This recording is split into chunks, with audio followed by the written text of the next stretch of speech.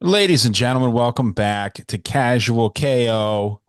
We were talking about changing the name and like doing all kinds of stuff. We just haven't, we're just still doing our same thing. We're casuals. What's it matter? We are casuals, but we make some wise bets here.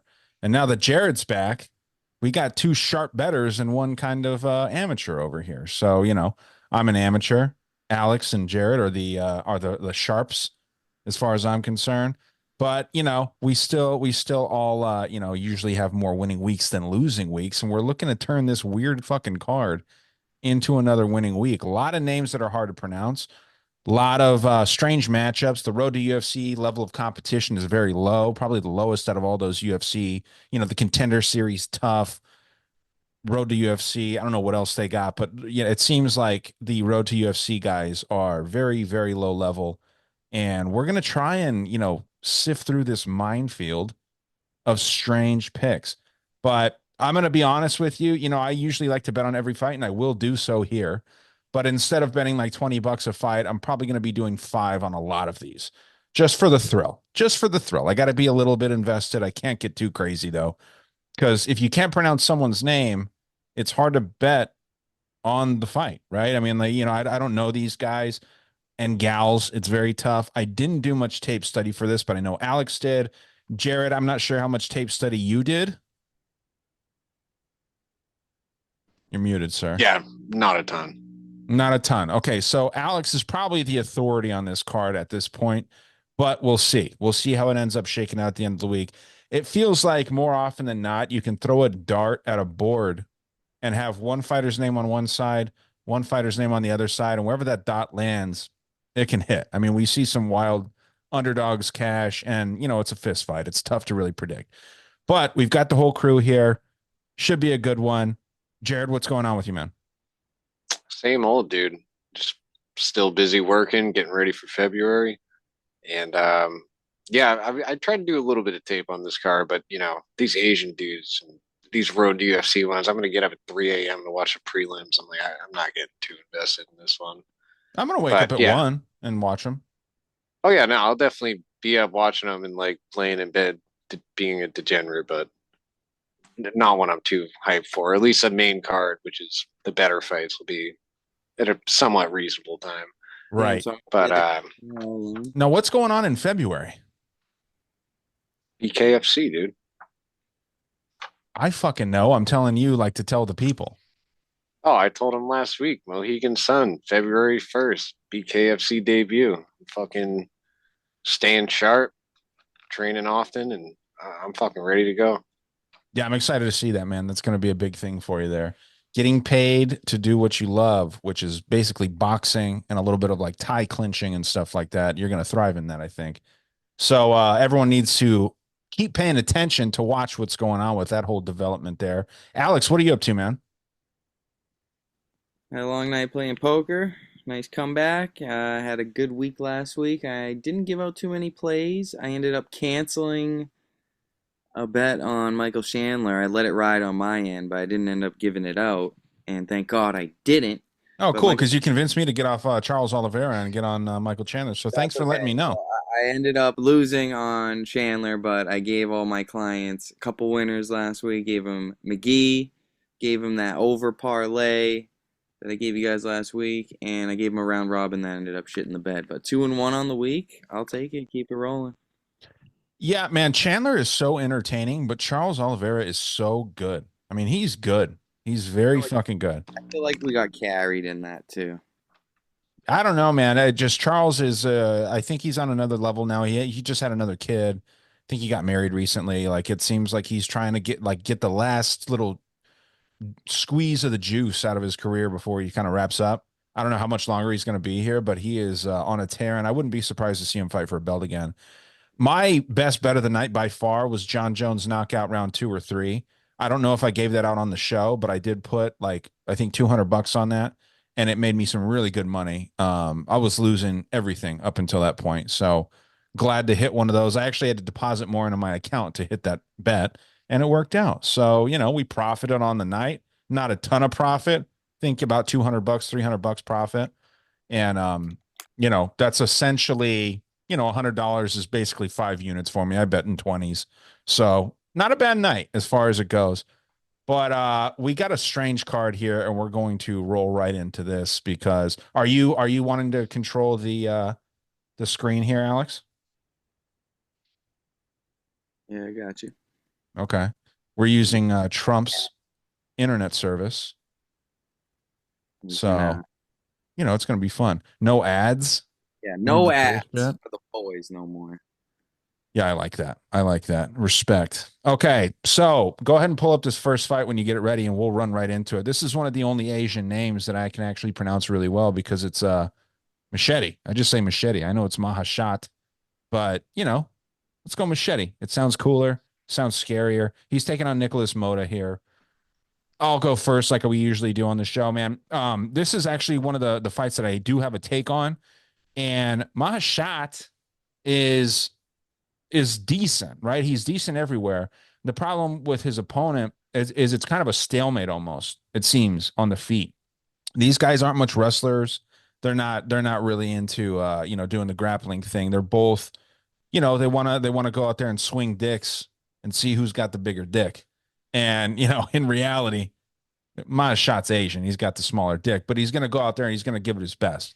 And I think that when it comes to a fight, I think Mahashat's better. I think he really is in a kickboxing match, which I think this will be. There will be some cage pushing potentially, but I gotta go with Mahashat here because he's not flying halfway around the world.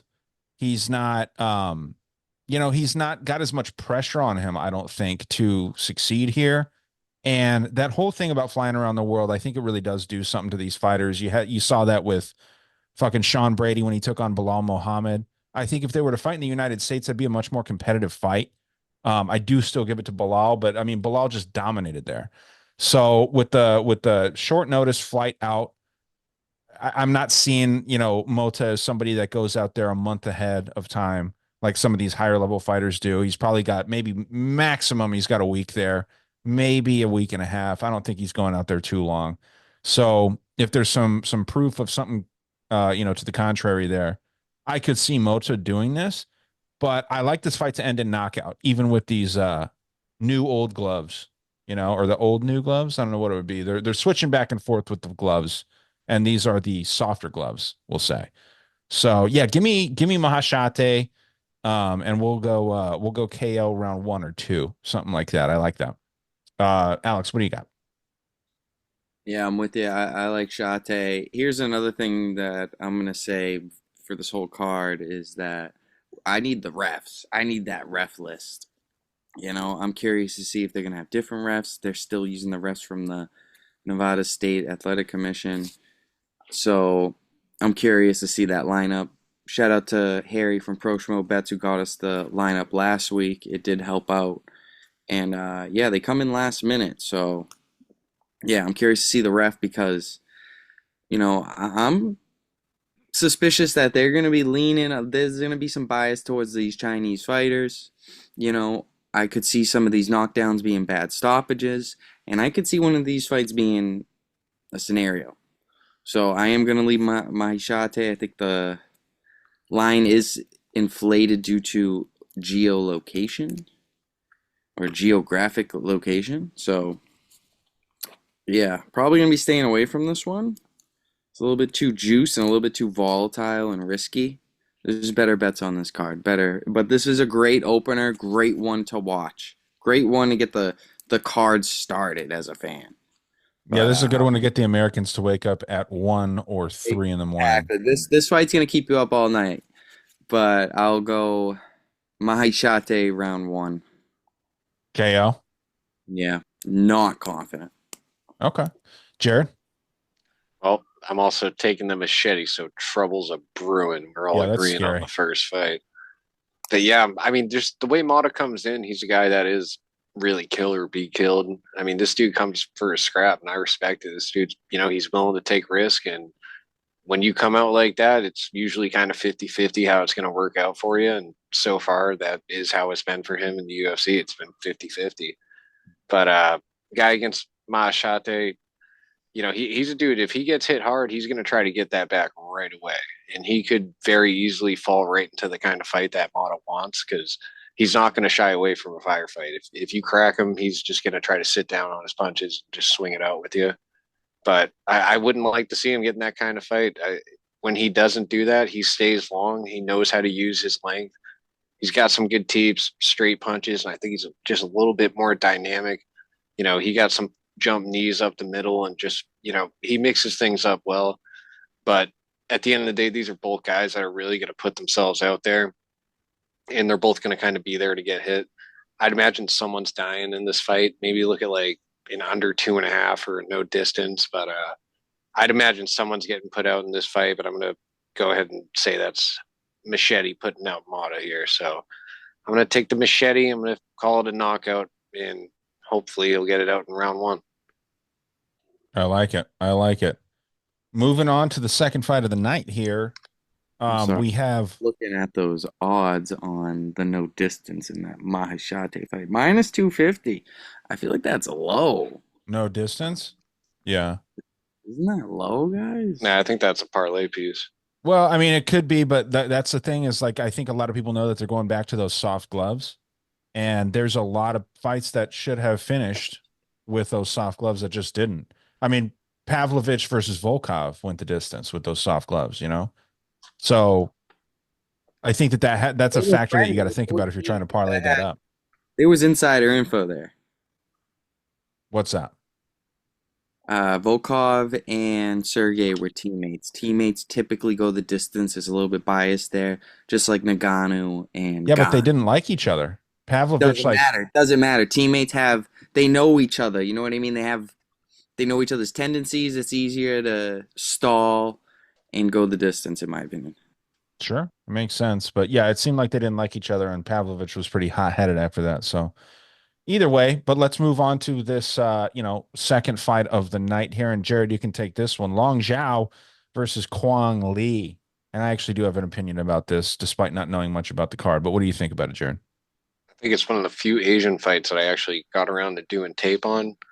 And for Kwang Lee, what a tough debut this guy had going in there against Chris Gutierrez. Yeah. And, pretty surprising. He was still able to end up taking him the distance. I mean, with a guy that he realistically probably should have never been in there with. But, he dealt with the kicks as well as he could. And he showed some moments of, wrestling. He did show he's got a big right hand. And, but I don't know. Afterwards, I was just kind of like, he was outmatched there, but it's just like I feel like I still haven't seen enough of him as I would like to, at least at a UFC level.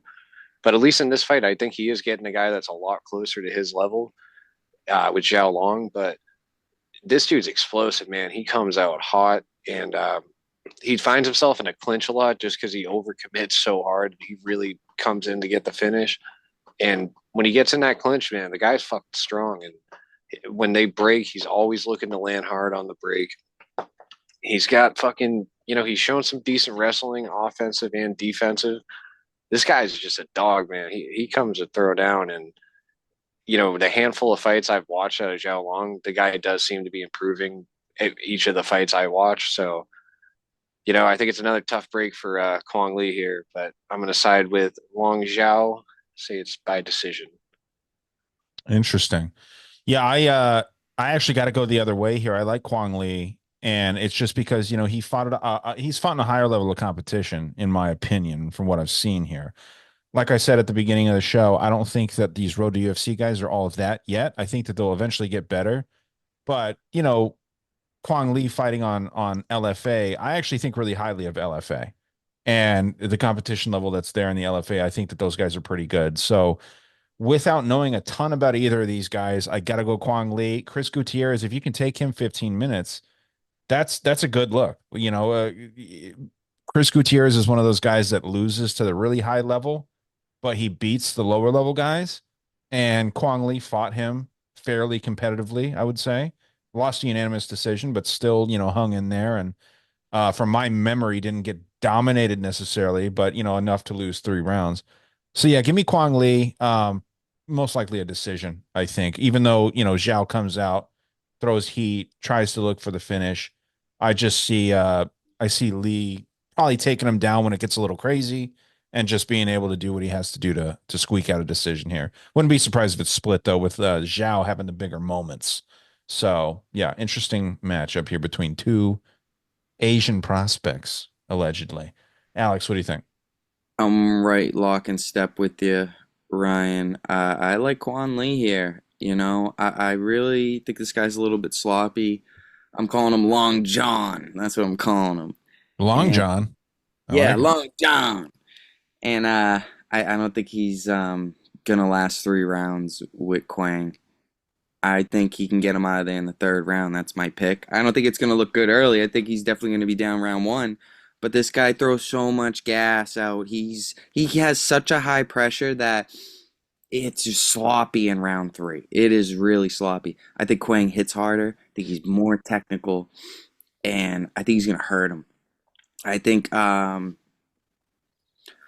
I think Long John here is gonna be bleeding, and he's gonna be losing on damage. Only thing I'm worried about is if it goes to the judges. We're in China, and Lee's Vietnamese. So keep that in mind. I like a Lee finish only prop. I like his durability, but I got to go with the dog here. I was kind of shocked to see him as a dog, especially after that good fight with Gutierrez, because he had me sweating in that fight. I had a lot of money on Gutierrez. That was our ladder bet, boys. And he had me sweating a little bit in that. So, yeah, I'm going to go Kwang Lee round three knockout, and I should have a play on his money line this week. Kwong. What a name, Kwong. Love it. All right, third fight of the night. We got Loner. Is it Loner or Loney? I've heard people say it both ways. But Loner Kavanaugh is what I'm calling him versus Jose Ochoa. And Loner is actually I believe he lives in England. And this guy's born in China. Doesn't look Chinese at all. But the guy's pretty talented. He had a really impressive showcase on the Contender Series where he fought a dude out of Arizona, knocked him out in round one, I think. And for a flyweight to be able to generate that kind of power, it's pretty impressive. So interesting matchup. Jose Ochoa coming out of a shoot the box. I guess it is the actual shoot the box. I thought that it was a different shoot the box. He's a Peruvian dude fighting out of Brazil. And well, I guess he's fighting out of Peru, but he trains at Shoot the Box Diego Lima. Interesting matchup. Alex, this is yours to take first. Yeah, I think I'm gonna end up waiting to see the face off because I want to see the size difference. I heard this guy Jose's cutting a little bit more weight. He's bigger, he's longer, he's taller. Might even take a dog shot on this guy. I'm leaning the dog here, to win a decision. I think he's just gonna outdog him, and I think it's gonna be all pressure, and I think he's gonna be there for all 3 rounds. But boy, is this one gonna be volatile, and I am against the world on this one. But I got to take a stand with the dog here. I think he's live. I think that the odds are too wide. The value's on the dog side. I got to go with them. I respect it. I got to go on the other side here myself, just because if this is a close fight, with Loner, being born in China, I think that that's enough to get him any kind of close decision. And depending on like how many people are betting on it, if you go into DraftKings and you see like 90% of the bets on Kavanaugh, I might switch over to that Ochoa side. But also if I, because later in the week I like to listen to some of these podcasts just because I enjoy listening to people talk about fights. So I'll listen to all these different shows and shit and just see if I don't hear hardly anyone picking Ochoa, I might have to pick him because you see that when everyone's on one side in what should be closer to a pick 'em fight. I mean, Tapology's showing minus 395 for Kavanaugh and plus 310 for Ochoa. I think that this is a lot closer than that, but I still think that Kavanaugh's the side. And if everyone's thinking the same way that I am, or if I'm thinking the same way everyone else is, I got to maybe jump ship and get on that Ochoa side. So I'm gonna just kind of tentatively say Kavanaugh here, but I mean, he looked really good. I didn't think he was going to win his Contender Series fight. Fighting an MMA lab dude, went out there and just made it look easy. I think he does more of the same here, and I could see a knockout for Kavanaugh. But I got to do more research, and I want to see where the public is really standing on this one. So, not really an official pick, but give me Kavanaugh by knockout. Jared. Yeah, I like vaguely remember Kavanaugh from Contender Series. Couldn't tell you how the fight is, how the fight went. I have no idea who Ochoa is, but I don't know. I'm gonna ride my boy Arnie here. I'm gonna go with the shoot box. I'll take a shot on the underdog here. Let's go Ochoa. Call it decision. Ochoa decision. All right, I like it. Degenerate punt. Yep, I Yeah, have I mean, no I idea. don't. I mean, I don't hate that. You know what I mean? Like I said, like I'm leaning Kavanaugh here, but I'm not convinced. If you were to tell me something, I mean, a single thing could really get me off of the Kavanaugh side and over to that Ochoa side. Because yeah, the shooter box guys are good, man. I mean, they got a good culture in their gym. They do some pretty great things over there. So we'll see what happens. I am excited, and this could be a good live bet for either one of these fighters too. If Kavanaugh comes out and beats the shit out of Ochoa the first round, but Ochoa lasts, maybe doing a live bet on Ochoa or vice versa would make sense depending on how those live odds shake out. So interesting one, but I think this should be closer to a pick 'em than a -3 favorite for one of these guys. All right, so this is we've done this before on this show. There's Jared and I usually do this. Alex hasn't participated in a pepper bet yet, but he will. At some point, he definitely will. Last time we did this pepper bet, who was it? It was fucking Kendrick Ryan Lamar. Ortega and Diego Lopez. No, it was Kendrick Lamar, and it was the wrestler that got cut. Oh, that. Who's the wrestler that got cut? Kayev. Huh? Kayev. Makayev. Yeah, it was Makayev and Oh yeah, yeah. Oh yeah, yeah. The first one. yeah, Makayev and Kendrick. And I feel bad that I can't remember his fucking name. Who's Manal Kendrick? Cup. Manel Cop. Yes, thank you. So we did that. Jared lost it. And he took his pepper like a man. He ate a habanero. I'm gonna eat a habanero myself. Now, these aren't like scorpion peppers or ghost peppers or anything like that, but they're hot. They're hot enough to where if you eat it by yourself, why don't you go ahead and exit out of the screen here so we can really get a good shot of this, Jared or Alex. And I'm gonna do it because I'm up for this one. This nice little Carlos Hernandez versus help me with this name, Alex. Terbenderol. Terbenderol. That sounds like a drug from Pfizer, to be honest. But yeah, this guy is taking on a Mexican, and I'm going to go ahead and take this, and then once I eat it, we're going to break it down, and I'll probably be suffering for about 15-20 minutes here. But it's what we do. It's what we do here. So here's the pepper. It's a nice, good size one. They don't sell boxes where I'm at. They just sell it like they sell tomatoes and all that stuff. So nice Let's get them habanero. glasses up. I want to see you cry. You want to see me cry? That's fine. All Yeah, right. look at him trying to hide behind some sunglasses. Cheers, boys. Cheers. Hopefully we make some money this card. One bite, and I'm not gonna fucking leave any like you did last time. You left a Oh, bunch of seeds and fucking shit. knock it off. All right. Didn't I fucking come on. There was no seeds left in that fucking thing. All right. All right. Now you took it a step further. All right, we're chilling. We're All right. chilling. Well, We're maybe feeling it. Ryan, you fucking process that. I'll start with this one. Well, no, I'm supposed to start. Oh, okay. I thought you wanted to get a second to chew. No, I got it. All right. People Cool. need to know what's going on here. All right.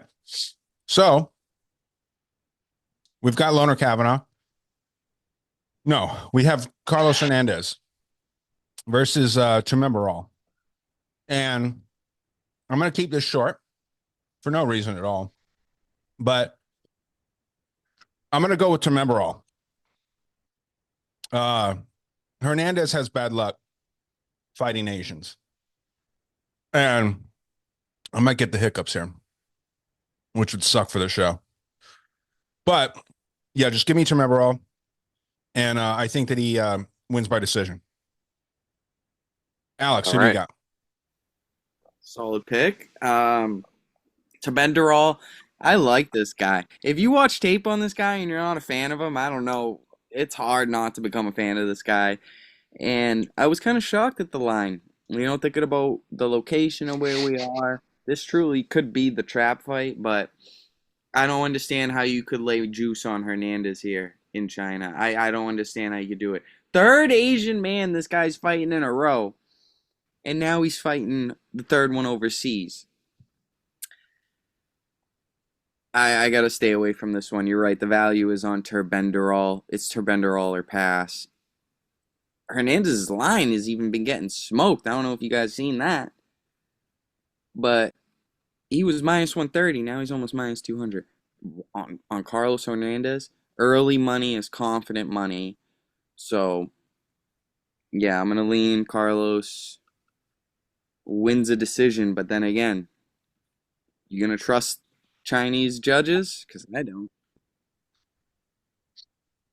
What are you Cool, thinking, Jared? Jared. You know, I don't know if I trust Chinese judges, but I trust Hernandez. I don't think he's going to let it get to them. You know, Temembrel, he's a dude. He's got big power, and the way he fights, he's looking for the finish right away. But you can tell he's a guy that I'm he getting another really beer. relies. Yeah, Ryan's dying right now. It's a shame if his face isn't on the screen right now. That's a fucking damn shame because watching him go through it is awesome. But yeah, I mean, dude, that really relies on his power. You know, 7 of his 8 wins that they are by finish, and even if he's getting subs, his hands are always what's going to set up that big finish. You know, he fights at a really high pace that I'm not 100% convinced he can keep. Um, and you know, he's got an opponent here in front of him that I think is going to be on his ass from start to finish. Hernandez is it's kind of weird for me because he's a guy that you know he's 2-3 in the UFC. I bet on him in all 5 fights and I've only won twice. So I'm just like, he's one of those guys. I'm like, I gotta stop fucking betting on this guy. Can you just cut him already? So I stop losing money on him. But here we are again, and this time he's actually a favorite.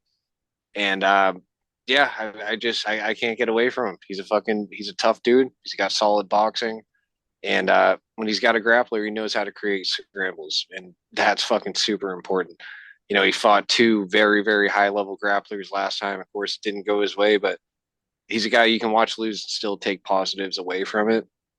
He's a dude. I think he's a really good fighter that's had some tough matchups, but you know, I think he's got a real long future in the UFC. So Hernandez here for me. I'm going to say he finds a knockout. I'll say it comes in the second round. Well, it's that or he's getting fucking cut this Yeah, week. and I can stop. Yeah, well, if that is the case, I can stop fucking losing money on him. Yeah. Ryan, I love it. Like if I was just saying to Alex, if your face isn't like on the screen right now, like that, what a shame. If it's not like when we're on Tapology. Yeah. No, I'm here. I just had to go get another beer. Um, you're not a little worried, Jared, that Hernandez, he's been the dog in a lot of his fights, and now he's a favorite. And we saw that last week with Veronica Hardy, where she was a dog in all those fights that she won. And then as soon as Yeah. she becomes a favorite, she loses. Well, you know what's kind of got me was more the with Viviani Arujo last week. I've fucking been betting on her and losing on her, and then I finally go against her, and of course I lose. I've been with Hernandez betting on this dude, and I keep fucking losing. I'm like, you know what? No, I'm not straying away from him now, even though he's got an undefeated guy in Asia that's fucking finishing everyone he fights. I'm like, not again. Okay. Well, the good news is the pepper spice has passed. It's That's passed good. now. So It's I a thought it ride was going though, to be isn't it? 15 minutes. It was about 3. Still a little hot, but hey, you guys should all try one. Make a pepper It's a bet with your ride, friends. man. You shed some tears. You build a little bit of character. Yeah, I was chugging my beer kind of fast here, and I'm drinking IPAs, and I almost Yeah. threw up, but I had to hold that shit down like a man. So we got it. All right, next ladies fight of the night, and this will be Alex again. Zhao Kan Fang versus Ming Shi, another one of these fights that a lot of people have a hot take on. Not a hot take, but a solid take because this is a mismatch in my opinion. But I'm curious what you think, Alex. It's a mismatch when you look into the details, but when you watch the tape, let me just be front with you guys. Zhao Can has fought at bantamweight, and Ming Shi is a small atomweight. Okay, and she fights at atomweight, That's 105 for those that don't know. around 108, correct? So keep that in mind. That if there was an atomweight division, I'm gonna tell you right now, Ming Shi would have the belt. She's good. Oh, I disagree. I think Montserrat Ruiz would have the belt. Good point. Good point. They'd be them too. But Ming Shi, she's actually really good. She's improved on the feet. In her last fight, she was in and out. I was really impressed by her. And she fights Wait, these bigger girls. hold up. Almost Have the belt for what? I just came back in the room and heard atom Montserrat weight, Ruiz have Atom my weight. belt for. atom weight. She's an atom weight champion. Montserrat Ruiz having the belt if there's an atomweight division. Yeah. You're high.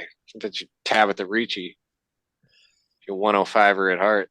You think she can make 105? I think she'd be fucking better I there. She's don't fucking like 5 feet tall. Yeah, I mean, I can't disagree. I mean, we're arguing about fucking nothing here because there's no I know. No, division. I I don't know. think I they're did. ever gonna I get just it. heard Montserrat Ruiz with a belt, and I was just like, yo, what? Dude, Sorry to cut you Montserrat's not off, bad, Alex. man. You know, she went out there and she took Eduardo Mora, 2 or 3 rounds to finish, if I'm not mistaken. Yeah, I mean, it's an unranked. I mean, I'm not saying she's not a good fighter. I'm just saying, Eduardo talking Mora about is Chan. huge though, and she's very physical, and she was able to I mean, she's that tough, you know. So that's Sure. just where I'm coming from. I don't disagreeing is fun. Yeah, You're wrong because I said you are. you're wrong because I said you are, and I just ate a pepper, so I get a little pepper points. Um, A little spicy. Alex, figure out what you're getting at here. All I'm saying is that like Mingxi has one path to victory. It's one path, and she has a lot of obstacles to get through. Zhao Can is much bigger. She's in a different weight class. Mingxi's gonna be outsized. She probably won't even have to cut weight. But Zhao Can Feng, wow, she's gonna have the power advantage. She's gonna have a big strength advantage. And that's what I noticed in the tape with Mingxi is she's like almost better than everyone she fights. It's just the strength overcomes her at the end. But she's so smart. I don't know if you guys know this, but she's a doctor. She's a Chinese doctor, and she shows that IQ in the fights. She mixes it up well, and I wouldn't be shocked if Mingxi gets this dub this weekend. I really wouldn't. If she keeps it close on the feet, works in and out, and mixes in the takedowns and does that for 3 rounds, she's got it in the bag. But here's another problem with Mingxi is that she struggles with the cardio. The cardio is low, and the durability, especially when she fights another bigger fighter. Like she fought the last big girl she fought. She was Big finished girl. against Yuri Shim. This girl's also 5'6". Fought at. And she's 30 as well. She's not 22. But this girl was much bigger than her when I watched the fight, and she did damage in the damage. You could just see it. The durability when there's this size difference, it's not there. So I mean, there's two ways I would take this fight. I would take Mingxi decision only. I think she could be tough enough to survive as well. I just don't see it. Um, but I think Zhao Can by finish is the way to go by knockout. And yeah, I'm gonna go Zhao Can round 2 knockout. I think round 2 should be competitive, but I think Mingxi's gonna slow down. Okay. Yeah, you're talking about Ming Shi being a doctor, and there's a great Family Guy bit on one of these things where they're doing. Have you guys ever played those games, like just joking around with your friends, and you're like, would you rather get blown by a dude or whatever? Like just horrible things to where you can't really choose one, but you have to because that's the Yep. game. And they were doing like, would you rather get blown by a guy or uh have a female doctor operate on you? And they were like, what's the race of the doctor? Is it Asian or Indian? And they're like, no, it's either a black lady or a Hispanic lady. They're like, Hispanic, like Spanish? They're like, no, Mexican. It's like, so it's either like, blow a guy or die. And they're like, yeah. And they're like, all right, I'm blowing the guy. So, these Asians, they're smart. They're very smart. And I think that, Alex brings up a good point there, talking about my sunglasses are fogging up. That's kind of crazy. Nice. It's still that hot. This Uh, analogy going. This is what? keep going. I'm curious where you're taking this. Well, no, you bring up a good point of this girl bringing a very high fight IQ into the octagon. That's what I'm saying. And, She's Fang really a has, doctor? That's fucking crazy. yeah, why would you fight if you're a doctor? The I mean, hell is if she you, doing here? that's the thing. Well, The BKFC has a gambling doctor. degenerate like us two guys. I'm sorry. It's so hard not to bet with my heart here. I am rooting for Ming Shi. Like, if you just go to her page, And red flag, Zhao Can Fang doesn't even have any socials. So no offense, anything close is going to the girl who's actually promoting the sport, promoting, Well, you there's know no what We're offense not taken, offended. Alex. Yeah, we're good, man. Appreciate it though. Thank you for being so polite. But I think that what we see here is Fang, who's the bigger, younger fighter. It seems like a no-brainer, but when you start talking about fight IQ, I mean, fight IQ, especially in a women's fight, can go so far because there's not a lot of power with these girls to where they're going to finish the fight. I still got to lean Fang here myself, but yeah, I wouldn't mind rooting for she. I might take either one of these girls by points. She by points will probably be some good value, but she's Fang, one of us guys. She's a gambling degen. She'd be watching UFC every weekend. I'm rooting for her. Let's go. yeah, I mean, what I was saying too is that BKFC's got a doctor, a female doctor, and her name is uh something Shell. I forget her first name. And she's a good fighter too, man. I mean, like these people that can get to that highest level of education and do what they're doing there, they have a different mindset than a lot of people. And if they're physically like active and they're physically strong, they can do some good things. So yeah, she is not counted out here. But I think a nice way to look at this would be she by decision and Fang by knockout. I think just the physicality of Fang could be too much for someone small like she. So that's what I'm leaning with here, that double method. Fang knockout, she decision. Because I don't think she finishes Fang. I think she's got basically nothing but decision wins. Let me just double check that real quick. Yeah, one knockout. She's got 6 submission wins, but you can submit a girl that's tired really easily, especially if you're smart. So yeah, give me that double method here, but I got to lean Fang for the overall winner. Jared, what do you think? Well, I didn't know who either of these two girls were till you guys just started talking. So yeah, after all that, I think I'm gonna go with Fang. From everything you guys said, I mean, especially being a doctor, I don't know if you guys ever banged a nurse, but those bitches are working all the fucking time. I think she's the So doctor, right? no. I got that's not no she, right? Yeah.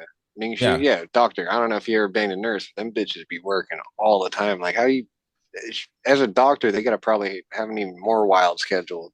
And then you gotta get time to get into the gym and get, good partners and shit. I don't know, man.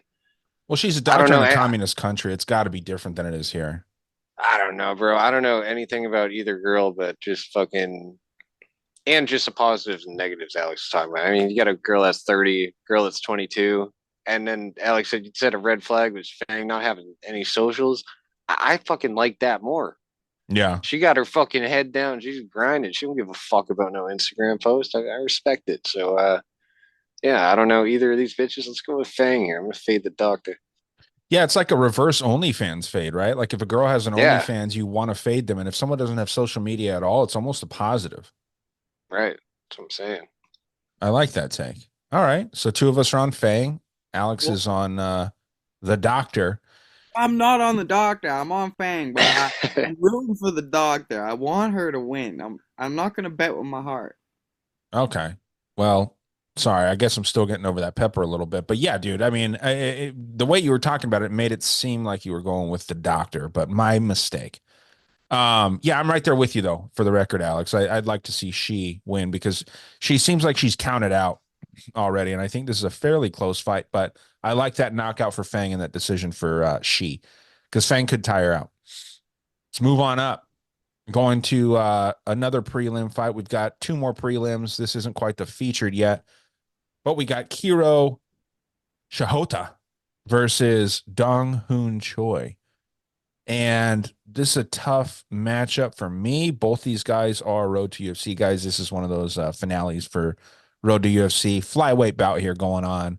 And I think this is yours, Jared. This is probably another one that you didn't do much tape on, and I am right there with you if you didn't do tape on it.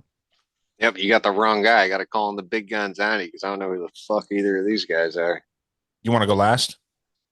No, yeah, Alex. Just you know what, Alex, lay it out for me, and I'm gonna make a pick based off that. I don't really want to bet this fight. I Oh, think great. Boone only has one way to win, and that's knockout. I mean, watching his last two fights, he's extremely low volume. He's a moment winner, though. You When talking he about hits, Choi? it's hard. Yeah, I'm talking about Choi. Okay. Choi, he hits hard. He should be the favorite here, I thought. Watching tape, I was like, why isn't this guy really the favorite against Sahada? He But opened as Sahada's the favorite. a longer guy. He's gonna have the volume. And if he doesn't allow Choi any of those big moments, and if he just limits them and doesn't get knocked out by those big moments, he can easily win this fight. And that's why it's a pick 'em. I guess Choi is the favorite, huh? Yeah. Yeah, I don't know if he still is, but he definitely opened as such. And then Tapology has him at 86%, mostly by decision. Yeah. I'm gonna go with Choi. I think he's gonna find him. And like I said, guys, I'm really leaning that the refs are gonna be stopping these fights this week. So I'm gonna lean Choi finds him in the second round. But boy, he's not looking good until he lands. He's a come from behind fighter. I'd put him into the category of like a Marlon Vera, something like that. But that's good for us because this is how I would target him. Live bet, you know. I would I hit like him that. as get him at dog money. You deserve dog money for a comeback fighter like this. Minus 150. That after 2 minutes, you're gonna get dog money because he's gonna be getting outpointed, out jabbed. He might be bleeding. You know, so Okay. Fair enough. Troy Alex, ran. based off that, what do you think? I mean, Jared, based I'm off that, sorry, what do you dude. think? You know what's going on in my brain right now. Yeah, I know you got the pepper rolling around there still. Pepper It's all brain. good. Pepper brain. But yeah, you got the pepper on the brain. I get it. It's like you call Kyler Phillips Kyler Murray. You hit that one parlay, you got Kyler Murray on the mind all the time Dude, now. there's a BKFC fighter that's a girl with the last name Murray, and I called her Kyler Murray in my head before. Yeah, dude, you can't get him off the brain, bro. You want 1,000 off what, like $60? Yeah, man. Best bet Yeah, I ever made in my life. I'd remember him for that too. I got the But card, dude. Did I show you the card? yeah, that's right. Yeah. You did get that. That's a nice sign of respect to him right there. Yeah, man. I Appreciate you got the asking. $84 card. That card's worth like $400 though. I don't know why the dude was selling it for 80. It's one of 10 with a Wow, jersey and a signature. that's pretty dope. And by the way, before you get into this breakdown, have you guys heard of Pristine Auctions before? Yes, Pristine I Auctions, man, you can go on there and you can get like signed shorts. They're not like fight worn shorts. And you can get signed gloves that are custom gloves. They like have a patch of the fighter on them and stuff. You can get some of these things for like fucking $20. yeah, I saw that shit. Well, I saw the shorts and I thought it was really cool, but then when like I saw the little like it'll have like their nickname on the front of the shorts instead of like the UFC logo, and I was just like, I don't know, there's something about it being fight worn that just like is better. Oh, for sure. But then for those fight worn shorts, even for a lower level fighter, you're paying like, 3, 4 figures at least. And then some of these you can get, It it's a depends on signature. it depends on the person. I don't want no one of these fucking shorts either. That's fucking weird. But like, I mean, fight sign gloves. I mean, you can get like fight sign gloves from the UFC website, depending on the fighter, anywhere from like 200 to like five roughly. But then obviously like champs and like big names and shit goes a bit higher. For sure. But I mean, like, dude, like you wouldn't want like Norma Dumont shorts. Come on. I mean, I'd I'd rather have her. I don't want her Well, of shorts. course, but the shorts are the next best thing, right? Are they though? Probably. I Or is mean, the as far as fucking she's pocket concerned. pussy and a great imagination the next best thing? Yeah, I've heard some of those things stink too. Like they don't wash them and shit. So I wouldn't want some stinky ass shorts. But yeah, man, you can just go on Pristine Auctions and you can find some stuff. Looking for a sponsorship over here. That'd be sweet. But yeah, man, they got NFL, they got all kinds of shit. They got cards, they got gloves, they got shorts, some jerseys and shit like that. And yeah, I'm definitely gonna be getting my sister's boyfriend a Saquon Barkley signed jersey from there. He loves the Giants. So back when he was on the Giants, I'm looking around there, shopping around. But sorry to derail there. What do you think about this matchup after Alex's breakdown? Now, honestly, my main takeaway from Alex's breakdown, as soon as you lost me at low volume, Choi's low volume, I'm all set with them. I mean, I don't like banking on a guy that's going to be down and waiting for him to land that one big shot. Long term, not a good way to roll for me. So, yeah, despite never seeing either guy fight, just based off one guy being low volume, all right, I'm all set with them. I'll go with Sahota and shit, I don't know, decision. Yeah. It seems like it'll go the distance either way. I'm gonna agree with Alex. I'm gonna go Choi. It sounded like that's what you were leaning towards, Alex. I gotta go Choi here, but Hey, give me maybe that I'm live wrong. bet. According to the UFC stats, they throw the same amount. Okay. Yeah, we're seeing that here on screen. But I don't know, man. The Asian, he's a Japanese dude in Choi versus the Irishman. Um, I think, or I guess he's English, but based out of the UK and Ireland. This dude is he's number 6 in that area out of the flyweights. That's good. But this Japanese kid is also number 6 in Japan, and Japan's got that history of combat more so than the UK and Ireland. So as far as martial arts go, I would say. So yeah, man, give me the Japanese guy. Give me the Asian in an Asian region here. Especially if this comes to like a split type decision. But let's move on up. And I think this is back to me. We're talking, of course, Su Young Yu, Su Young Yu versus Balgin Genesuli. Okay, I think I nailed those. But what we're looking at here is a couple of bantamweights, and I'm not gonna lie to you guys, I don't know much about either of these dudes again.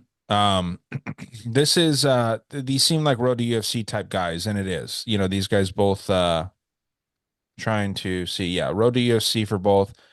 These fights tend to go the distance, and in that spot, I'm going to go with the dog, and I'm going to go with you. He's a slight favorite at this point, but everyone is on Genesuli, so I feel like that line could flip if it hasn't already. I haven't seen the line. Nearly a pick 'em fight, so yeah, give me you. He's got a cool nickname too, Yu Jitsu. I like that. So let's go you. For no other reason than these fights are always close. Alex, what's up? I'm gonna go with the dog. I'm gonna go with the hometowner. I'm gonna just blindly ride with Tapology. This is the one fight that I am behind on tape, so take my opinion with a grain of salt here. But that it's me and Jared always said it's strange when you see more than 50% on a dog from Tapology, and typically they are right when it's a large margin like this. I'd rather side with the books in a spot like that, personally. On a 3 a.m. card in Macau. Sure. You don't think those Asians are going to be betting like a fuckload of money? A lot of people over there. They got sports books, I bet. Yeah, and they're probably gonna be betting the hometown Chinese dog, right? So that would be. I mean, dude, when I saw the Mike Tyson, Jake Paul line, and then how many people were on Mike Tyson? 85% of the bets were on Mike Tyson, and he was still a 2-1 dog. I parlayed fucking Jake Paul up with like 3 bets that weekend. I parlayed him up with the Arizona Wildcats football team to win by 4.5 points. That hit. There was a few other ones that I can't remember off the top of my head, but yeah, Jake Paul was a lock in that spot. And in hindsight, it's obviously easy to see that, but before the fucking fight's over or before it even starts, it's really hard. I think he ballooned up to a massive favorite while that thing was live. So yeah, it's when the public is siding with the dog and that line's not flipping, that's a safe sign to go with the favorite, and a safe sign that the books are right in that spot. And the books tend to be right with these lines 9 times out of 10, I'd say. You got anything else, Alex? No, I got Choi, and I'm gonna go with the dog here. And I'm not confident. I'm not betting this fight, but it should be a banger. Wait, what fight are we on? Are we on Choi or are we on? I We're think on Well, you and we're on the next one here. Geneslee. Yeah, Genesuli. who are you on in that one? I'm fucking. I don't even know either of these guys, but you guys both picked you, so I'm gonna go with Genesuli. I'm so confused right now. Alex, did you pick you or Genesuli? Genesuli. Okay, I that's thought what you I picked thought. you. No, he kept saying Choi for some reason. Did you eat a pepper, Alex? Did you sneak one? No. All right. You didn't like suppository it? All the Asian names are mixing together. Okay. It's all blurry for us right now. Yeah, I mean, dude, when I'm hearing people break this stuff down too, it's similar. It's like no one fucking knows any of these people. It's a tough card to bet. So, just be careful with it. But let's move on. Unless you gave your pick, Jared. Sound like you're going with you. Um, no, I thought you guys both picked you. I don't know. Fucking Genesuli, that guy. All right. Just Doesn't going. matter. It really doesn't. You're probably not going to bet this one. Moving on up. Let's go to Ozzy Diaz and Ming Yang Zhang. Now, Jared, this is yours to start with. Who do you have in this matchup if you did tape? Well, I actually did tape on one guy, but not the other. Ming Yang Zhang. This guy is a finisher, man. He's never won a fight by decision. He's only seen one scorecard in his career. That was back in 2017. And he's just another one of these guys that he puts himself out there. He will take your best shot to land his. He just, his kind of style, I fuck with it, man. It makes for an exciting fight. As soon as the shit starts, he gets after it. You gotta love that.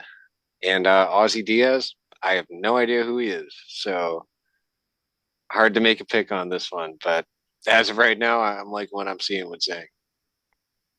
Okay. Yeah, before I kick it to Alex, I'll just tell you right now, I'm gonna go the other way. Um, just because we see, this Ming Zhang guy, on Tapology, he's ranked number 36. There's nothing, super impressive about that other than, there's a lot of light heavyweights. This is a fairly unathletic class in mixed martial arts, right? I mean, I think that the athleticism kind of starts falling off around middleweight. These bantamweights, these welterweights, these middleweights, these guys are really good. Obviously, the lightweights too, featherweights. I mean, these lighter classes, these are the athletic dudes.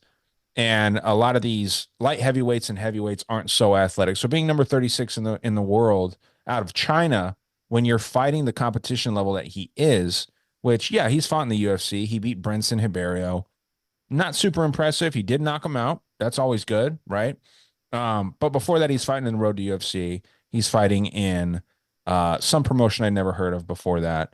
And with this dude going 4-0 in LFA, I do like that. He lost to Joe Pyfer on the Contender Series. That was his second time around.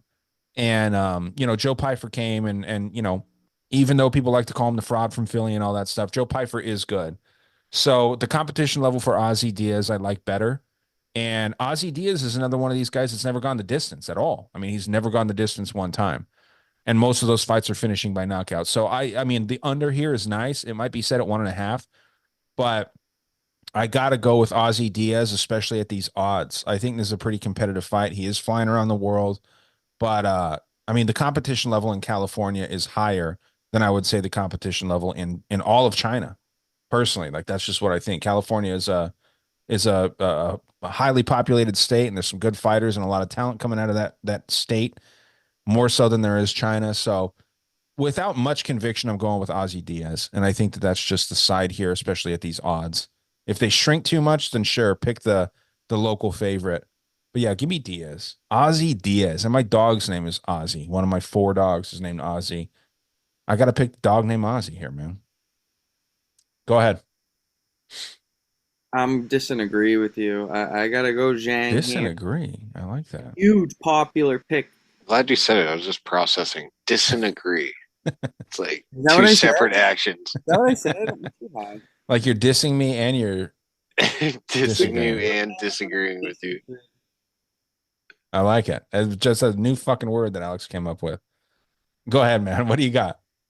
I did some tape on Ozzy, and his last couple fights, he got beat up in round one, and he's winning these fights because his opponent is gassing.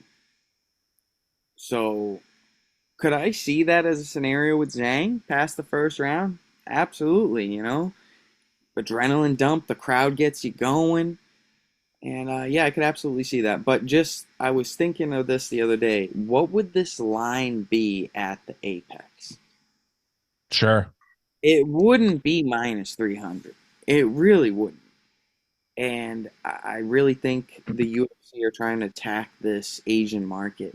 One Championship is growing. They're big. Me and Jared are big fans of that organization. And the UFC will never mention them. Dana White never mentions them. Well, they're But assholes. this will hurt their market if a lot of their Asians on this card win. So I'm gonna go with Jang. If he gets a knockdown in round one, the ref's stopping it. I think, you know, Aussie is a live better pass.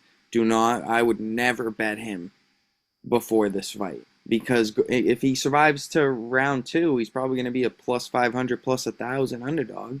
That's when you take him. You know, that's when you hedge your bet on Jang. But no way I'm taking plus 240. But I'll throw a little bit of money on Jang. I root for the guy. I like him. I heard he's been working at Extreme Couture. I like that gym. And yeah, wouldn't be shocked if your boy Aussie comes through though. Yeah, man. I think that it's just like you said, if this was anywhere but China, which, you know, it's in China or around China. Where is this? Is this technically Mongolia? Macau? It's Macau.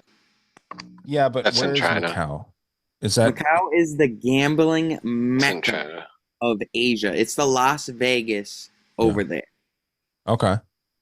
So yeah, if this was in Vegas, what would this line be set at? You know, it'd be more of a, it'd be closer to a pick 'em, undoubtedly. But you know, the case here is that Ozzy Diaz is the one flying from the United States to China. Again, I doubt he's spending 2 weeks, 3 weeks there.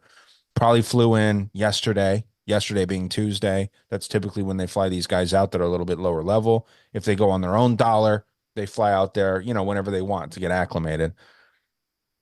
What's the elevation out there? Do we know? Not a clue. I'm looking it up right now. It's only 565 feet, so this is no elevation. So yeah, the cardio is not going to come into play or anything like that. But you know, I just got to go with the big dog in this spot and the American. Okay, Trump just won. I'm picking Americans as much as I can here. Let's move on to these good fights now. There's you know, five solid fights on this card. Really solid fights, and we got Volkan Ozdemir versus Carlos Olberg, the first fight on the main event. For Carlos Olberg, I liked his nickname as Ladies Night a lot more. That's a more unique nickname. I like that a lot. It fits him. This dude's probably the best looking dude in the UFC. No homo at all. He's a good looking dude. And he's taking on Volkan Ozdemir, who's kind of had a career resurgence. So, Jared, why don't you take this one first, man? I'm curious what you think about this. I know you know both these fighters. Yeah, I think you put it a really good way of like, all right, let's get to the good fights. Yeah. Because yeah, that's what we're looking at rest of the card. So I like Ulberg here. You know, I think he's pretty solid, man. I like his style. It's kind of different. I think, you know, when you get in there with him, it might feel a bit different than when you're doing tape on him because, you know, he likes to stay long and he's a counter striker, but he kind of waits to the point that it makes his opponent feel like they have to go first, like they have to be the one to start the engagement, and that's what he's looking for because he's the definition of a counter striker. And when he does counter strike, he's not just throwing one shot. You know, he varies. He's throwing a mix of strikes. He's pretty high output, and he just gives guys a lot to worry about. You know, it's not like he's switching stances all the time, but he's mixing up each strike every time he goes to start a combination or just he feints with different strikes. And I could just really see that giving someone a lot to worry about, and maybe make them a bit more gun shy. Dude's got his biggest weapons are two very important things. He's got power and he's got accuracy. And that's definitely all you need to get by at 205. With Ozdemir, I mean, the guy is a vet, but I think Ulberg is kind of his ceiling. Um, you know, the recent success he's had, it really doesn't bother me just because in the past I've seen this guy get slow. I've seen him get sloppy, and he's just a guy that I, when you see like that quit in somebody, it's hard to get behind that again afterwards. So I don't know. He's a guy I've never been too high on. You know, Ulberg, you know, I don't think he's, you know, some world beater, but I think he absolutely has what it takes to get through Ozdemir here. So kind of a no-brainer for me. I'm on Olberg. Say he finds a knockout, call it round two. Yeah, Okay. Jared has flashbacks of me dropping a couple racks on Olberg in his Kennedy debut, and that was a disgusting defeat. Yeah, he got knocked out there, and that's the only time that he's ever lost. Yeah, Um, the only time I've ever bet a couple thousand on. Yeah, well, Disgusting. yeah, you got to be careful with those spots. I wanted to let you go second, Alex, but I have a different opinion than Jared, so I want to let you be the tiebreaker here. I actually want to take Ozdemir in this spot just because I think he's got more ways to win. The only way that Olberg really finishes this fight or wins is by knockout, in my opinion, because I don't think that this goes the distance. Um, People say that Ozdemir's chinny. I don't see that. I really don't see that. He's only been knocked out twice. One was by ground and pound by Daniel Cormier, and then the other one was a little bit more recently against Yuri Prohashka, right? And up until Yuri lost to Alex Pereira twice, everyone thought that Yuri was like the greatest lightweight in the world and all this shit. And obviously Alex Pereira makes these guys look amateur in there when they're just standing and striking with him like a bunch of fucking morons. I don't understand why people don't shoot takedowns on this guy more. But Volkan Ozdemir, he's got the power.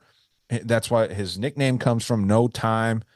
He goes in there and he tends to finish guys early, but I think he might have the better cardio here. Potentially. He could. I don't know for a fact. Because I've never watched either of these guys go too long and remembered it.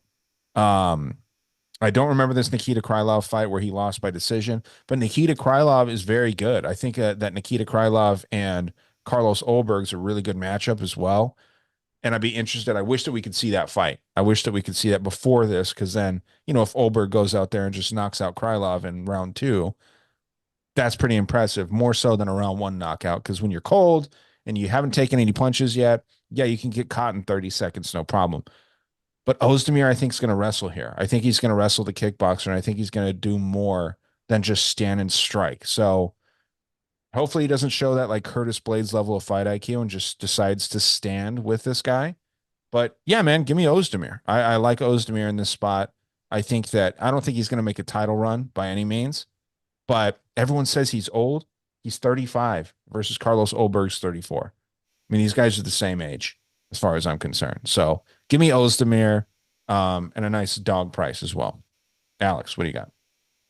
Yeah, I'm gonna have to agree with Jared. I gotta go with Elberg here. Um, A lot of people are. yeah, he's a popular pick, but he's the right side. He's the rightful favorite. This is why he's not lined as a even odds. They're really begging you to bet Vulcan here at plus 200. I think, yeah, it's number 10 versus number 8. Not the biggest jump up. It's not the most important fight for the rankings, but it's a step forward for Alberg. It's a new life into this, light heavyweight division. That's, people they're running low on names here, so they need anything close is going to Alberg. Anything close is going to the more marketable guy. Anything close is going to the guy who's throwing more volume. If anything, I think Alberg can out wrestle Volkan. Well, dude, you know what, Alex? Like, if this is a close fight and Olberg wins, or if Olberg just wins in general, that's one of Alex Pereira's next fights for the title. Great. And then there's a storyline there. Israel Adesanya's teammate. Sounds like Dana White's going nuts. Sounds like it's going to sell some fucking tickets now, ain't it? Anything Yeah. close, I'm going Alberg decision, unanimous. Volkan could get a knockdown and they'll call it a slip. Yeah. No, yeah, that makes a lot more sense now that we're kind of talking it through a little bit. I think Olberg is the side, to be honest, but I like the value on Ozdemir because a lot of people think that he's just dog shit, and he He's really isn't. volume, man. If he doesn't get the knockout, how's he going to win? Yeah, well, I don't think that this goes the distance. I think that this will be set at 1.5, and I think that under Good. 1.5 He will could get the be knockout. minus If you money. like Volkan, take him by finish only. But then Sure. again, Okay, I like it. Let's move on. Let's move on. getting subs himself. So it's a scary one. I wouldn't be gambling with the over under on these. I like the over 1.5 in this, but I'm going Olberg. I'm pretty confident he wins a decision here. Yeah, if that over 1.5 is plus money, that's going to be tempting for sure. But just both these guys hit so hard, they're aggressive. I mean, I know that you're kind of hinting at that Ozdemir's not too aggressive, but I think that he can be, and that's how he's finishing people.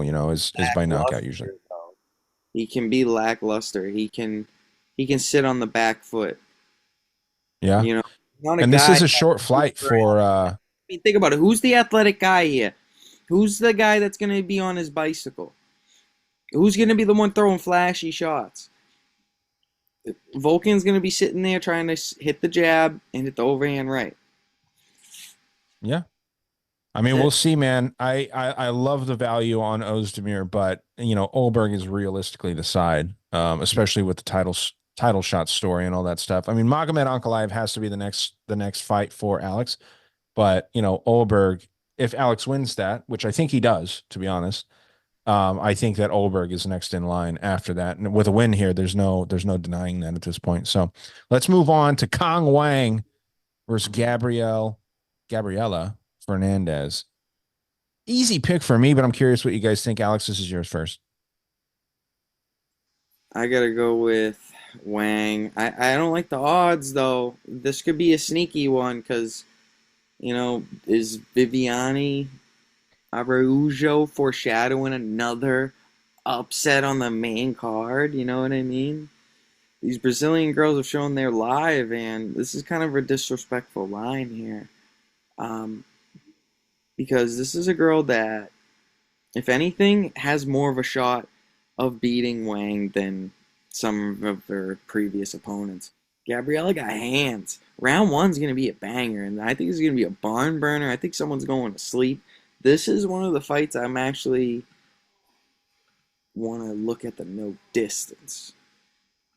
Well, yeah, when Kong Wang fought Victoria Leonardo, I mean, Leonardo, her job is to go in there and get fucked up.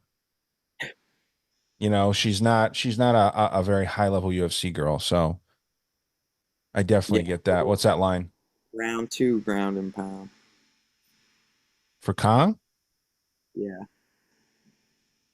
Yeah, I mean that's bold. I think that the ground and pound is a wild call, but I mean shit, it could happen with Fernandez shooting in and then Kong potentially reversing. But I mean excuse me, she's a kickboxer, so I don't know, it's tough. But do you have a pick, Alex? The pick. I said Wang, round two, ground and pound. Oh, that's your actual pick. Okay. I like it. Jared, what do you got? Yeah, I'm actually right there with Alex. Taking Wang round two knockout. I think this one's a layup for her. Her last opponent, Alex, me and you both gave her a lot of credit just because she's a fucking tough bitch. And we were just kind of thinking, if anything, that girl can last because she is tough. And we could see it in that fight. She was as tough as they came, but I think uh, Wong or Wang or whatever her fucking name is, she's a real deal, man. It thought it was pretty clear right there. Obviously, she got a favorable matchup, but she did exactly what she was supposed to do, and she fucking ran right through her. I kind of think she's getting another one of those here. Fernandez is decent. I'm probably going to give a little bit more resistance, but she's definitely someone that's an entry level UFC fighter. When this other girl, I mean, she's going to be in the rankings for sure. So, uh, yeah, I think this is just an absolute layup. So, not much thought to really be put into this one. Yeah, I think it's so much of a layup that I'm going Kong Wang knockout round one. I think that that's what happens here, as opposed to the round two. If you're Fernandez and you're going the distance with Teresa Bleda, I don't think Bleda's very good. She's a subpar kickboxer. That's kind of her style of fighting.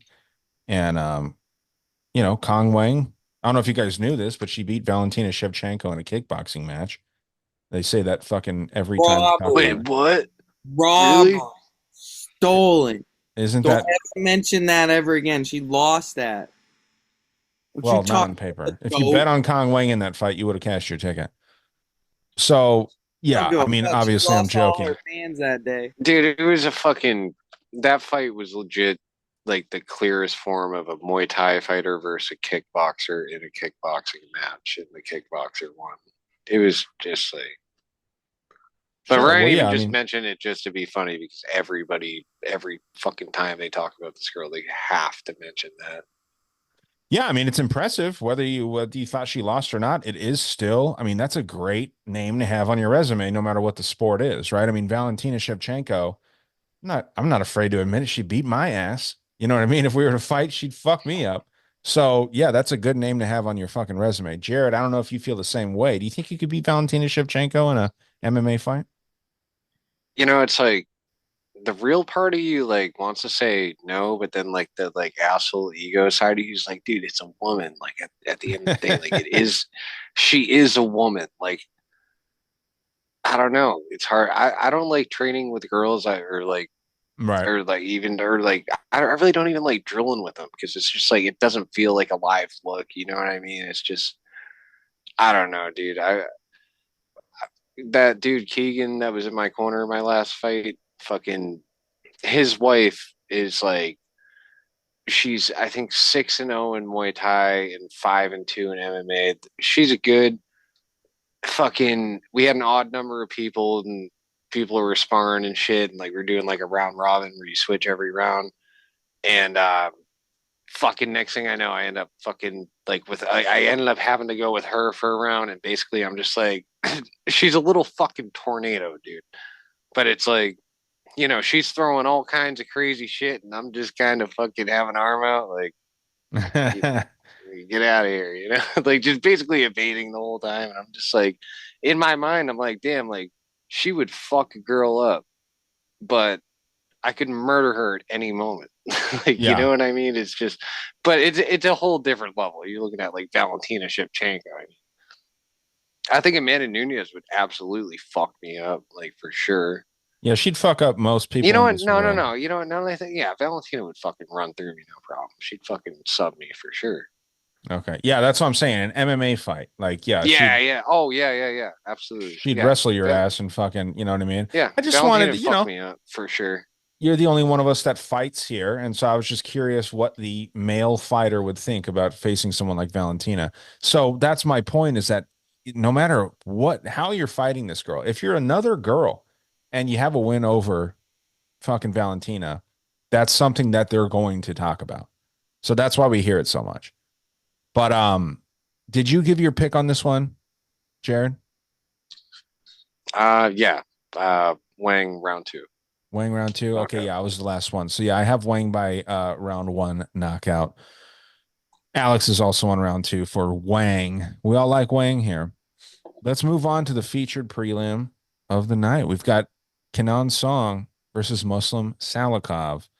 Salikov, a decent favorite. Not huge. On Tapology, it's minus 165. Not sure what the odds are at now, but I got to tell you, Kenan Song, horrible fight IQ. I mean, just dog shit fight IQ. And that's scary here because he should win. He should absolutely win this fight, even though he's the dog. This king of kung fu, dude, he's slowing down. He's got round one, maybe early round two to finish this fight. If after that, it's scary. But Kenan Song's fucking fight IQ is so scary as well, to where it's like, I don't know what I can do with this pick. Tapology's favoring Song by 60%, and 40% are favoring Salikov, while Salikov is still the slight favorite. Despite my fears of the bad fight IQ from Kenan Song, I gotta go Song here. If this is a close fight, again, it's going to Song. Salikov, yeah, he won that last fight against Santiago Ponzinibbio, but that was so close. I don't know if you can really like solidly give that to Salikov. It was a split decision, and it was a pretty low level fight. Santiago Ponzinibbio is also up there. This guy's 40 years old in Salikov. Song 34. You could argue that's somebody that's in their prime, 32 to 34, 35. That could be your prime for these higher level weight classes. I mean, this is welterweight, so it's kind of right in the middle there. But I gotta go Song, and I gotta go decision as well. I know he's got some nasty power in his hands, but I think that Salikov. They say the last thing to go is power. Salikov, if I'm remembering correctly, he never had that much power. He's just got great technique, and that technique's going to slow down a little bit, and I think that's going to allow him to get caught by Song on the feet. Song can grapple a little bit, not the greatest at it, but yeah, give me Song, give me decision. Jared, what do you got here? Yeah, I'm actually the exact same page as you. Song by decision. Uh, Salikov, he's a good fighter, man. It's kind of weird. He's one of those very rare Russians that doesn't constantly wrestle. But he's solid everywhere. Obviously, he's best on his feet, but the one obvious glaring thing is the age. And even in his last win, I thought that age was it was showing. And when he gets to the third round, it's just how do you put your money on a 40-year-old here? It's just tough in China against a Chinese fighter, and Song isn't no walk in the park. Like I was actually really surprised he's the underdog here. Like he's really not a bad fighter at all. He's very technical. He's a like definition of like a Muay Thai fighter, and he's got solid power. He's a tough dude, and he's one of those guys that I've watched him lose fights, but I can still take plenty of positives away from fights that he's lost. Solid takedown defense, and the dude comes a fucking scrap. You got to put him out if you're going to beat him, and or you got to just outclass him. And I don't think Salikov can do that. I think we're going to see a Muay Thai fight in 4 ounce gloves, and I got to go with the guy that's younger and I think a bit sharper. So I'm going to say Song by decision. All right, we agree. Alex, where are you at here? This feels like the 1-800 gambler of the card for me. I It's didn't really tough. have a good read on this one. Did win on Song in his last fight, but even that was sweaty against Ricky Glenn. Yeah. You know, don't bet on Kanan Song fights. He's not reliable. There's a He should reason have why. finished Ricky Glenn, to your point, Alex. It's just this one stuck out to me because I said the same thing. Why is Song an underdog here in China against the older Muslim Salikov? This fight could end in a draw. We could see a 10-8 round here. If I had to bet on a 10-8 round in a fight, this is probably the round I'm gonna bet. This is the fight. So I don't like this fight at all. I'm not taking nobody. I don't want nothing to do with this fight. Give me Salikov by decision if you're gonna put a gun to my head. Okay. I like that. I like that. A little bit of disagreements here. Let's move on to the co-main.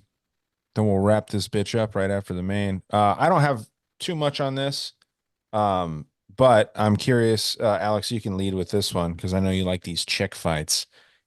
Yan My Xiaonan versus Tabitha Ricci, Baby Shark versus Nine. I mean, that's a weird nickname for a Asian to have nine.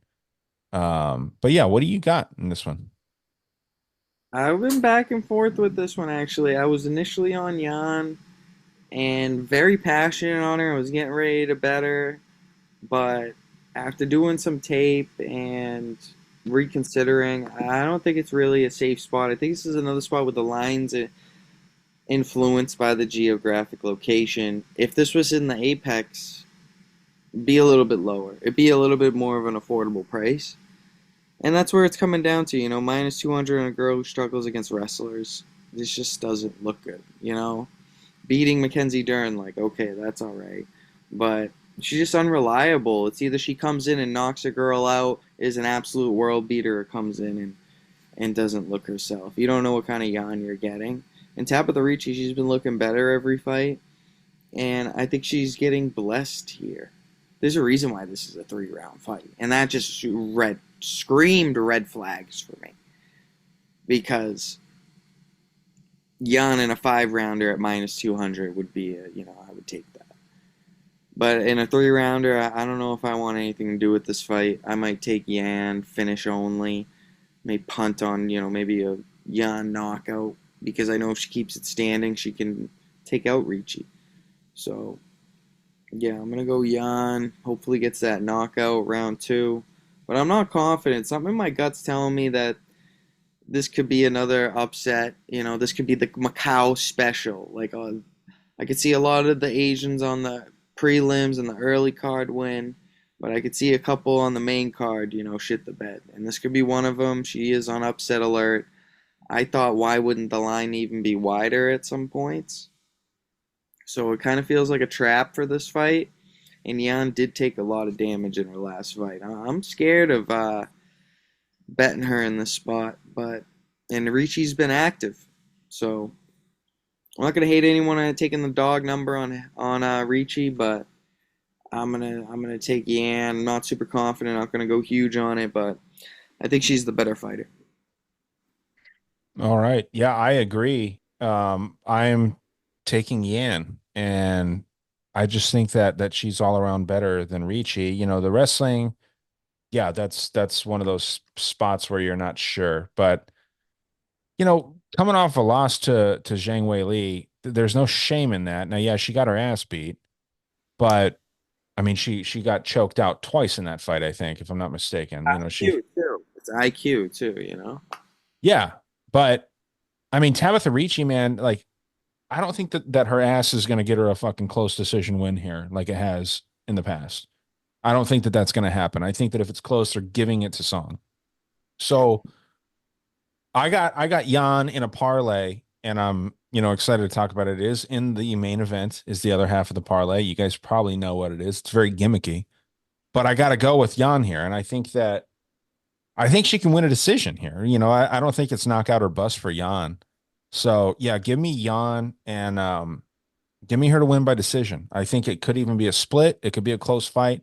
Tabitha Ricci, I don't believe in The her Yan skill set. Yan parlay Well, we'll see. We'll see. But sounds like. yeah, gimmicky, right? I mean, kind of God laid it damn out it, there. that's the whale bet. Ah! Well, let's see what's Oh, going on here. Let's not give too much that's so away. scary. I'm terrified of doing that. That was like an initial play of mine, but like thinking about it, I don't know. I never planned on this, but it just happened to fall into place like this. Okay. So yeah, give me Jan and give me decision. I don't think that she knocks out Tabitha. I think Tabitha's got a good enough chin.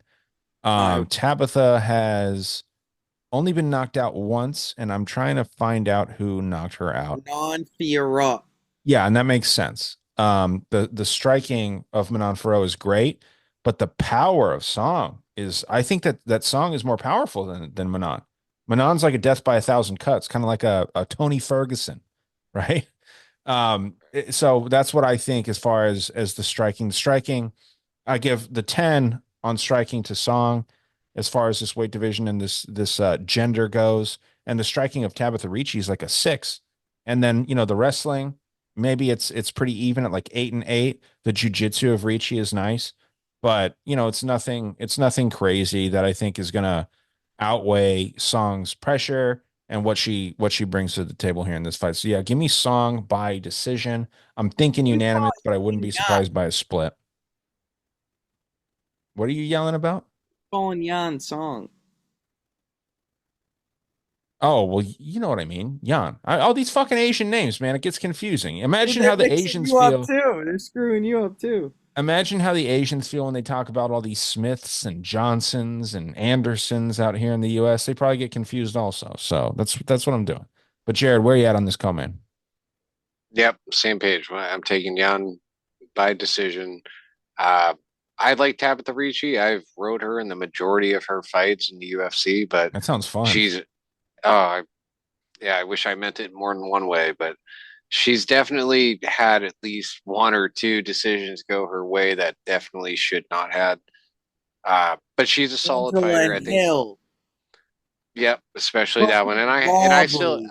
I had her that night, and it's one of those ones where you just like you shouldn't have won that bet, but you did. But you got to take those things away from it. You got to note that she had a lot of holes, and She's I got think three by holes. far she does, and I'd like to find out if there's a fourth.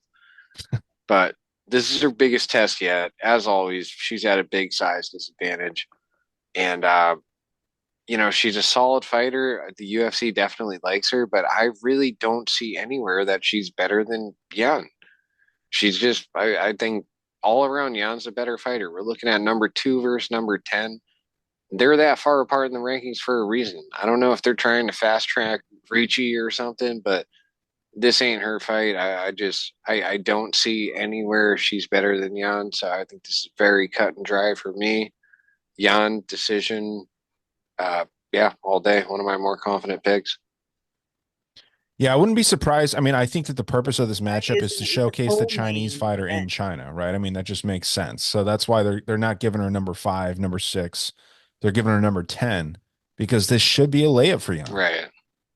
So I mean, she's a pretty considerable favorite for a women's fight. We'll see what happens here though. Alex, what were you saying? Why isn't this a 5 rounder, guys? Co-main for the number 2 spot. I don't know. Most I don't think co that no, no, people no, would no. want to watch Co-mains this are for always the Oh, go main ahead. event's always the only one that's 5 rounds, Well, last unless week we had Chandler and Oliveira. Lately, they've been one giving of a them ton of five requested that rounder though. co-mains. They usually only do five for the co-main when somebody requested, Yeah, and Chandler they was probably both the one that agree. requested that too, to be honest.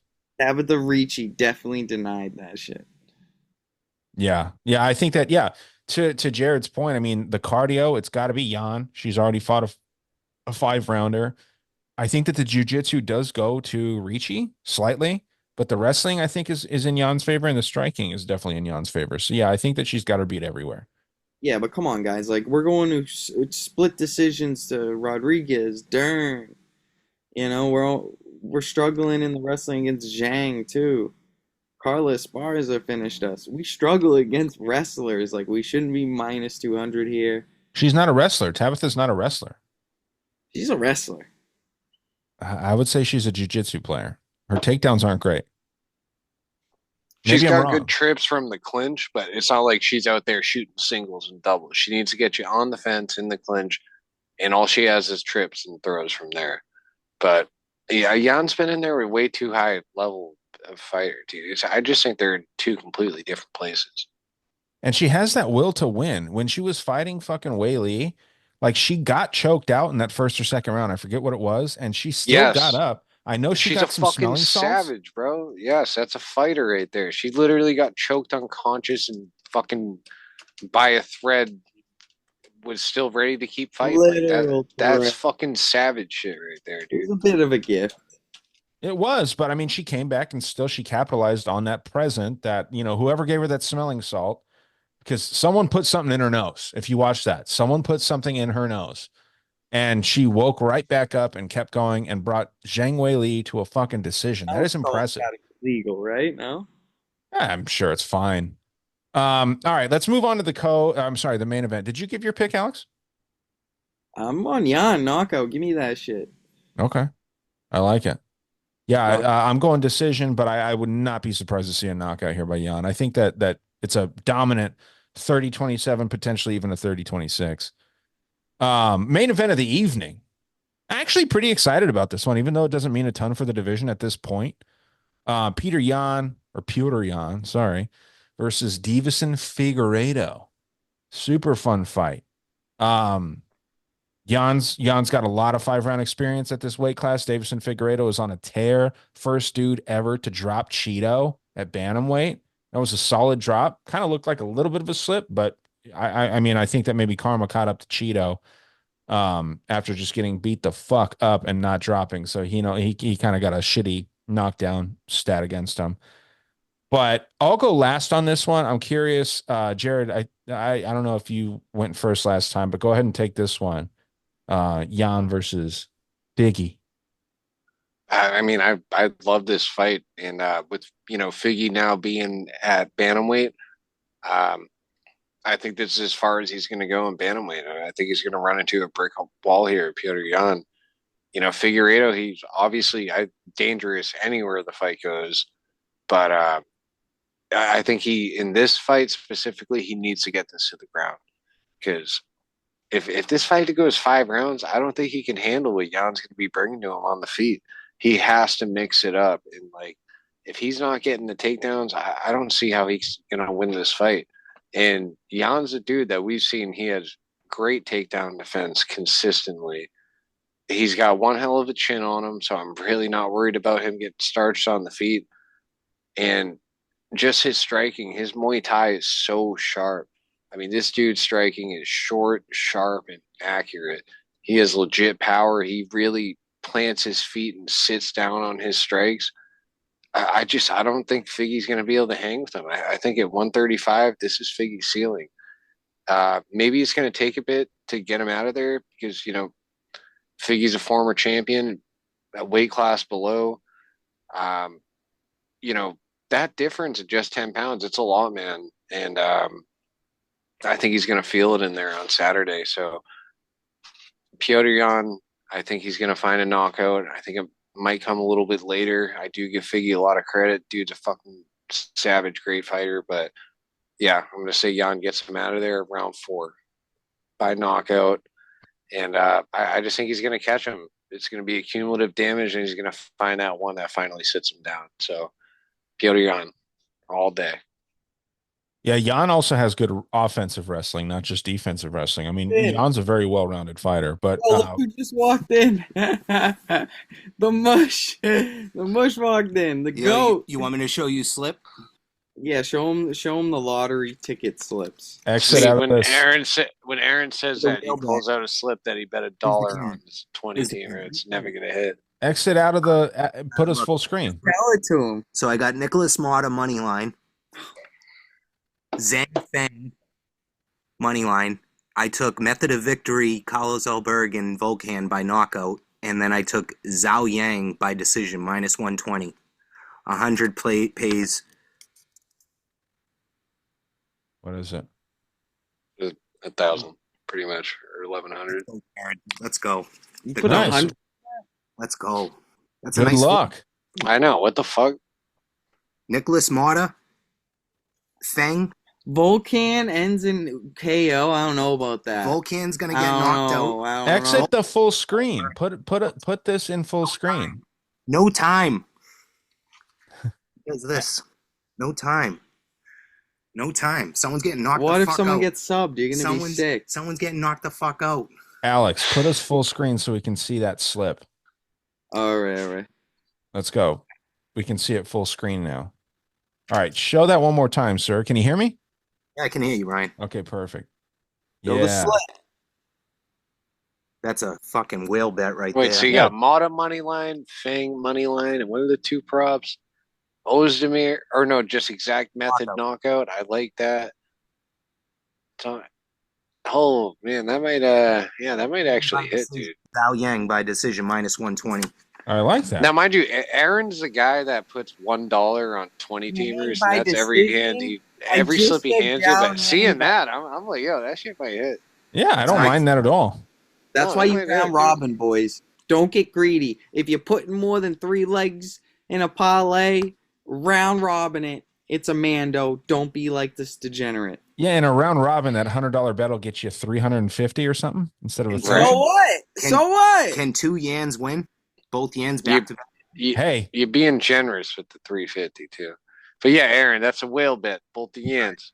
dude, that's what I was just gonna get at here is that I'm taking Yan and Yan. I like Yan, the first Yan, the girl Yan, by decision, and I like the second Yan here by knockout. And I'm taking round 3 knockout for Yan.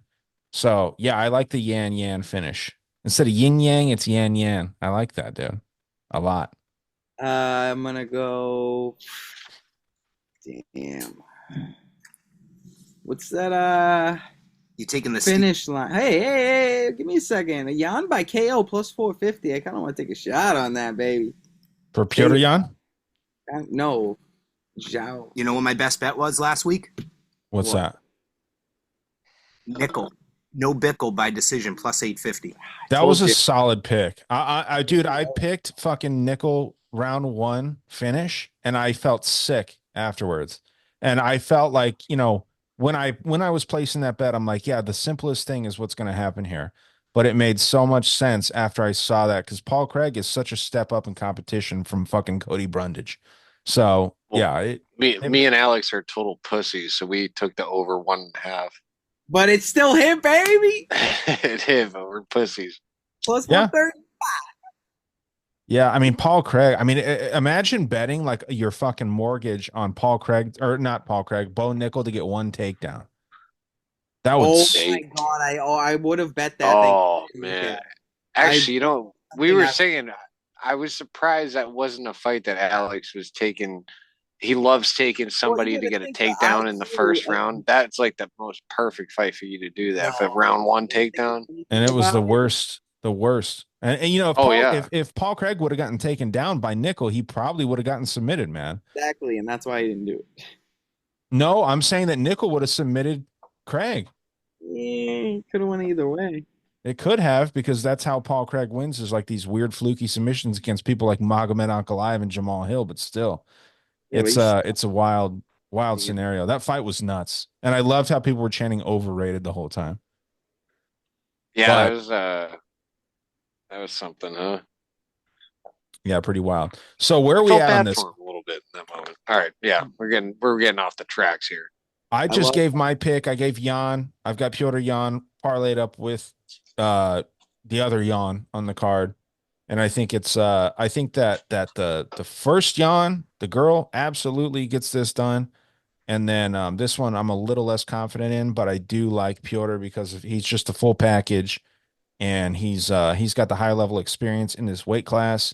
And Davison, I don't think he'll be a champion here, but I think Jan still could be. And he's younger. Jan's younger. So let's go with the Russian out here. He's not flying as far either.